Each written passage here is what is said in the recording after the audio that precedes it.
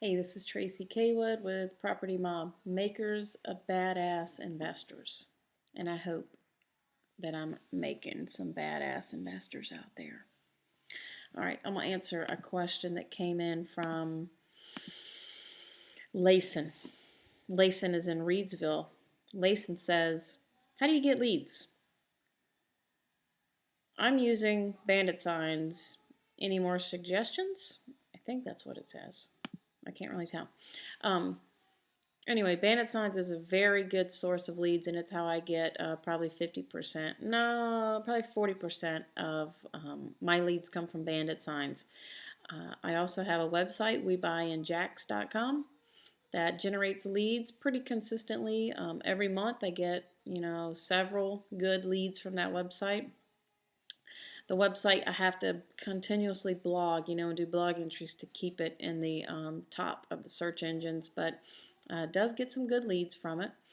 And we do direct mail campaigns to probates, free and clear properties, some pre-foreclosures, divorces.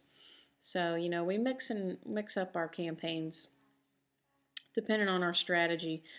We even mail to code violations from the city. But direct mail, Bandit signs, and the website are definitely the three biggest ways we generate leads. Bandit signs being the most, dollar for dollar, the most biggest return on our money. And the quickest, you put signs out, you can get a call the same day. So we like those. But, they're not legal in all 50 states. They're even a code violation here where I do them. So we take the risk every day of putting our signs out and hoping the city don't call us. Which brings me to this next. I got a comment that said, quick question, has the city ever set you up to a meeting and pinned you with a fine? And they say, I got pulled over one time by a city person. He lectured me for a minute and took down my license plate. Then I got in the fine in the mail for $1,200 a few days later. That's a stiff penalty. I have never gotten trapped into a meeting with the city before. They have a system that they will call your number and they'll blow your phone up, pretty much. They'll call you like every 2 or 3 minutes until a live person answers the phone. And once you do answer, they, say we have found some signs that you put out on the city easements, and they kind of give you a warning. That has never happened to me. They've never called my number, but they have called someone that I know, and that's what they do. They just blow your phone up. It's automatic. We did one time get, we were being followed by the city, and we had somebody with us that was putting the signs out. So we were like, over there, put the sign over there. So the guy got out, and the code enforcement officer approached him and asked him about the signs. He's like, I don't know, I'm doing it for these people. So we were like, oh shit, so we got out and we started talking to the code enforcement officer and the guy that was with us. I don't even think he knew that they were an issue in the city. And he didn't give us a fine or anything, but he did, tell us some stories about things and gross things people put on the signs, so that when they pull them up, they'll dig their hands in. You can just use your imagination on that. And, told us that they can fine us $255 per sign. That was probably 3 years ago. And they never call me. I don't, any day I'm expecting a call from the city, but they don't call me. So we continue to put them out. We take the risk, it's a little bit of a risk involved.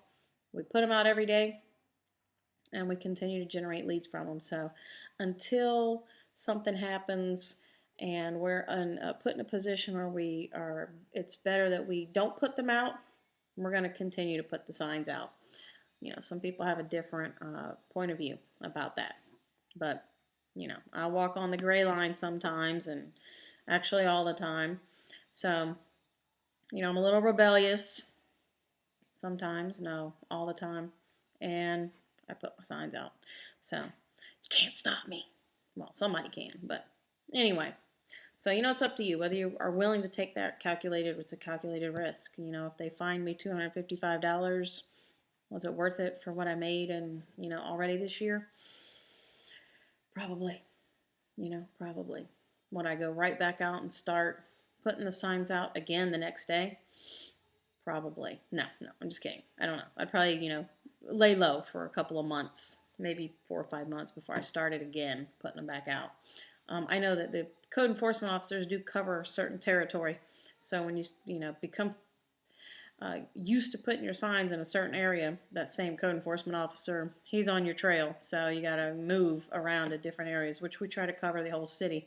And Jacksonville's the biggest city land-wise in the whole country, so we have lots of ground to cover. But just some ideas on several different ways to generate leads. Bandit signs is not the only way. I like to refer everybody to yellowletterscomplete.com. That's handwritten mail. They will prepare your letters and provide you with a mailing list. Very reasonable price. They take care of everything for you. It's hands off. So if you have a few bucks to spend on marketing, you can do a campaign of 500 letters for less than, I don't know, it's like 700, 750, something like that, depending on who you mail to, and that's going to get you some leads. It's a very high response rate marketing campaign, so check them out, yellowletterscomplete.com. I think there's a link to them on the website in the resource section of propertymob.com.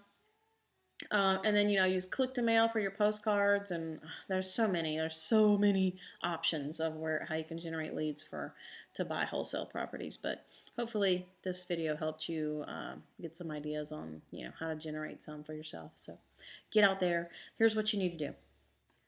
Just do it. Don't wait for the right time. Don't wait for the right moment. Don't wait for the right campaign. Don't wait to hit the lottery. Just do something. Just do something. I mean, if you really want to get into the business and you really want to jump under the bus and learn how to do this, just do it. Just do something. Implement some type of marketing campaign and get the phone ringing. Get the phone ringing. Don't be afraid to answer it. That's good advice, as a way to just get your feet wet. Then if you need help after that, go to propertymob.com and ask a question. If it's urgent, put it in there. Urgent, I need you to answer this for me right away. And make sure you like us on Facebook, Property Mob on Facebook, because if you ask me a question there, I'll answer it the same day. So, you don't have to wait for a video. So Property Mob is a good place to be interactive and get your questions answered immediately. Okay? I'm here to help. Property Mob, makers of badass investors. Just do it. Talk to y'all later.